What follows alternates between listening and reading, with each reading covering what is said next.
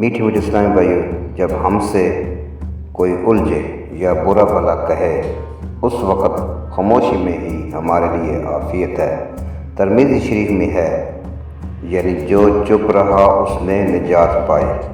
اور یہ محاورہ بھی خوب ہے کہ ایک چپ 100 کے برائے۔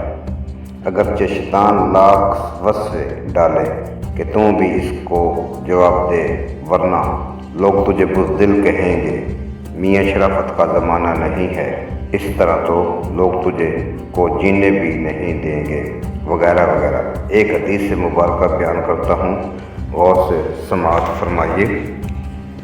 سن کر آپ کو اندازہ ہوگا کہ دوسرے کے برا بھلا کہتے وقت خاموش رہنے والا رحمت الہی کے قدر کس قدر نزدیک تر ہوتا ہے۔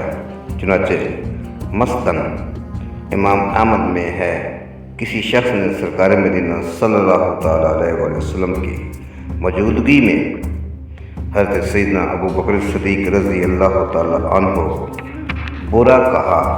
جب اس نے بہت زیادتی کی تو انہوں نے اس کی بعض باتوں کا جواب دیا، حالانکہ آپ کی جوابی کارروائی معصومیت سے پاک تھی، مگر سرکار مدینہ صلی اللہ تعالیٰ علیہ وسلم وہاں سے اٹھ گئے۔